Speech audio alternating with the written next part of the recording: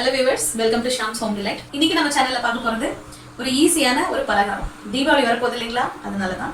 அதுவும் இல்லாம இந்த மாவு கிரைண்டர்ல அரைச்சு நம்ம போய் வெளியில மெஷின்ல அரைச்சு அப்படிலாம் இல்லாம வீட்ல இருக்கிற மாவை வச்சு எப்படி ஈஸியா செய்யறது இந்த ரிப்பன் பக்கோடா அப்படிங்கறத தான் பார்க்க போறோம். சோ வாங்க போலாம் வீடியோக்கு. இன்னைக்கு நம்ம செய்ய போற ரிப்பன் பக்கோடாக்கு தேவையான இன்கிரிடியன்ட்ஸ் பாத்தீங்கன்னா அரிசி மாவுங்க. மாவா இருந்தாவே நீங்க போட்டுக்கலாம். இது வந்து இன்ஸ்டன்ட்டா நம்ம செய்யறது. சோ அதனால நான் வந்து இப்போ அரிசி மாவு 400 கிராம் எடுக்கிறேன். 4 கப்புன்னு வச்சுக்கோங்க. சலிச்சு வச்சிருக்கேன். ஸோ அரிசி மாவு 4 கப்பு. அடுத்து பொட்டுக்கடலை மாவுங்க. பொட்டுக்கடலை மாவு ஒரு 100 கிராம். அடுத்து மிளகாய்த்தூள் வந்து உங்கள் காரத்துக்கு தகுந்த மாதிரி போட்டுக்கோங்க. நான் வந்து ஒரு 3/4 டீஸ்பூன் போடுறேன். ஏன்னா குழந்தைங்க சாப்பிட்றது காரமாக இருந்துச்சுன்னா அவங்களுக்கு கஷ்டமாக இருக்கும். அப்புறம் ஒரு 1/4 டீஸ்பூன் பெருங்காயத்தூள். இந்த பெருங்காயம் வந்து காட்டம் கம்மியாக இருக்கும் நான் வச்சுருக்கிறது. அதனால நான் 1/4 டீஸ்பூன் போட்டிருக்கேன். உங்கள் பெருங்காயம் காட்டமாக இருந்துச்சுன்னா நீங்கள் இதுக்கு அளவாக நீங்கள் போட்டுக்கோங்க. அப்புறம் இந்த மாவுக்கு தேவையான அளவு உப்பு, அப்புறம் ஒரு 1/2 டீஸ்பூன் அளவுக்கு ஓமம். இது சேர்க்கறது நல்லது, குழந்தைங்க சாப்பிடும்போது வயிறு வலி எதுவும் வராமல் இருக்கும். ஸோ ஓமம் சேர்க்கறது நல்லது தான். இப்போ இது எல்லாத்தையும் நம்ம நல்லா மிக்ஸ் பண்ணிக்கலாம் ஃபஸ்ட்டு. ஓகே, இப்போ இதெல்லாம் மிக்ஸ் ஆகிடுச்சு. இதில் நம்ம என்ன பண்ணுறோன்னா 20 கிராம் பட்டர். இந்த பட்டர் வந்து ரூம் டெம்பரேச்சரில் இருக்கணும். மெல்ட்டும் பண்ணக்கூடாது, ஃப்ரிட்ஜில் இருக்கிற கெட்டியான பட்டரும் போடக்கூடாது. ஸோ இது வந்து பாருங்கள், இப்படி கொல கொலன்னு இருக்கிற மாதிரி பட்டர் ஒரு 50 கிராம். சப்போஸ் பட்டர் இல்லை அப்படின்னா ஒரு 50 கிராம் எண்ணெய், சமையல் எண்ணெய் இருக்குது பார்த்தீங்களா, அதை வந்து நீங்கள் நல்லா சூடு பண்ணி இதில் ஊற்றி கலக்கலாம். ஸோ இது வந்து ஆப்ஷனல்.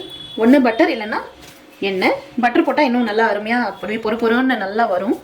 இப்போ வந்து இந்த பட்டரை இதில் சேர்த்துட்டு இந்த மாவு ஃபுல்லாக இந்த பட்டரை நல்லா பைண்ட் பண்ணிக்கணும்.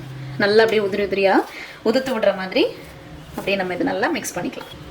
நம்ம புட்டுக்கு மாவு கலப்போம் பாருங்கள், அந்த மாதிரி நல்லா கலந்து விட்டுக்கலாம். பாருங்கள், இந்த பட்டர் வந்து இந்த மாவோட நல்லா அப்படியே கலந்துருச்சு. இந்த பட்டர் வந்து நம்ம கை சூட்டில் கரையணும், இந்த மாவில் வந்து பைண்ட் ஆகணும். அந்த மாதிரி போட்டு நம்ம இது ஸ்க்ரம்பிள் பண்ணிக்கலாம். நல்லா அப்படியே அப்படியே வாசம் கமகமான்னு வருது. முறுக்கு மாதிரி வருதா வாசம்? ஓ, டெம்ட் ஆகுதா உங்களுக்கு? இஷா குட்டிக்கு வந்து டெம்ட் ஆகுதா ரொம்ப? இப்போ அவங்க வந்து சப்பு கூட ஆரம்பிச்சிட்டாங்க.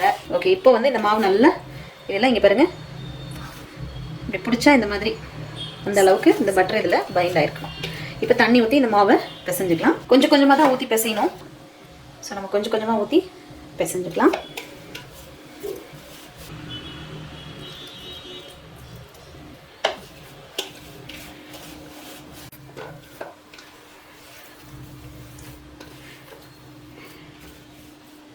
தண்ணி லைட்டாக தெளித்து பிசைஞ்சுக்கோங்க, நிறையாவும் போயிடாமல். பாருங்கள், மாவு இவ்வளோ சாஃப்டாக இருந்தால் சரி. இப்போ இதை நம்ம சுட்டு எடுத்துடலாம். நம்ம எண்ணெய் எல்லாம் காய்ச்சி ரெடி பண்ணுற வரைக்கும் இதை நம்ம மூடி வச்சிடலாம். ஸோ இதில் நம்மளுக்கு ரிப்பன் பக்கோடாக்கு 2 ஆப்ஷன் இருக்குது. ஸோ இதில் போட்டிருக்கேன், இதில் ட்ரை பண்ணி பார்க்கலாம். இது ஆக்சுவலாக என்னோடய புது முறுக்கு புளியிற மெஷின். நான் முந்தி வச்சுருந்ததும் இதே தான். பட் அது வந்து இந்த இடத்துல வந்து வேலை செய்யாமல் போயிடுச்சு.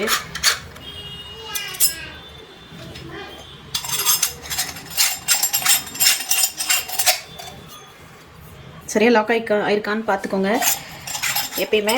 இல்லைன்னா அப்புறம் எண்ணெயில் நம்ம டைரெக்டாக புளியும் போது என்ன ஆகும்னா டபக்குன்னு கலந்து எண்ணெயில் விழுந்து அப்புறம் எண்ணெய் முகத்தில் தெரிக்கிறதுக்கு வாய்ப்பு இருக்குது. ஸோ இந்த எண்ணெயில் செய்கிற வேலையெல்லாம் பாருங்கள், இது சரியாக லாக் ஆக மாட்டேங்குது. எண்ணெயில் செய்கிற வேலையெல்லாம் ரொம்பவே கேர்ஃபுல்லாக தான் செய்யணும். இந்த முறுக்கு புளிக்கு அளவான மாவு எடுத்துக்கலாம். இது வந்து மாவு பிசைஞ்சு வச்சும் கொஞ்சம் தண்ணி வந்து உறிஞ்சும். ஏன்னா மாவு ட்ரை மாவு பாருங்கள் நம்ம பிசைஞ்சிருக்கிறது. இது வந்து இது இப்படி அமுத்தி பிடிச்சிட்டு தான் இதை இழுக்கணும், இல்லைன்னா வராது. இது பின்னாடி இழுத்துட்டு இதை வந்து மேலே ஃபுல்லாக தள்ளிட்டு இங்கே அடியில் பாருங்கள் ஃப்ளாட் ஆகிடும். அதுக்கப்புறமா இதை வச்சு நம்ம மூடிடலாம். அவ்வளோதான். இதில் ஆக்சுவலாக இந்த முறுக்கு புளியில் முறுக்கு பொழியிறது இந்த மாதிரி விஷயங்களுக்கு வந்து இது ரொம்பவே ஈஸியான ஒரு முறுக்கு புளி மெஷின்னு சொல்லணும். பாருங்கள் நான் எப்படி முறுக்கு புளிறேன்னு. எண்ணெய் இன்னும் கொஞ்சம் லைட்டாக காயணும்.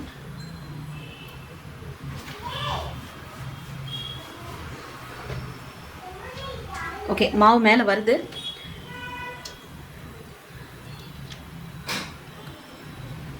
ஸோ நம்ம இப்போ புளிஞ்சு விடலான்னு நினைக்கிறேன்.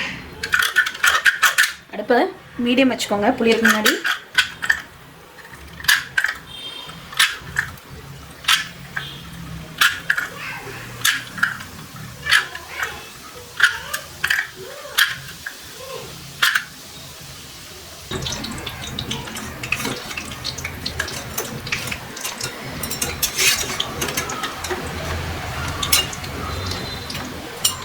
பாருங்கள், நம்மளோட ரிப்பன் பக்கோடா ரெடி ஆயிடுச்சு. இது ரொம்ப டார்க் ஆகக்கூடாது, நல்லா இருக்காது. இந்த மாதிரி ஒரு கோல்டன் ப்ரௌன் கலரில் இருக்கணும். ஹலோ வியூவர்ஸ், இன்னைக்கு நம்ம இந்த ரிப்பன் பக்கோடா இன்ஸ்டண்ட்டாக எப்படி ஈஸியாக செய்யறதுன்னு பார்த்தோம். ரொம்பவே ஈஸியான ஒரு ரெசிபி தான். நீங்களும் உங்கள் வீட்டில் இந்த தீபாவளிக்கு செஞ்சு அசத்துங்க. ஸோ இந்த வீடியோ பிடிச்சிருந்ததுன்னா மறக்காமல் லைக் பண்ணுங்கள், உங்கள் ஃப்ரெண்ட்ஸ் அண்ட் ஃபேமிலி கூடயும் ஷேர் பண்ணுங்கள்.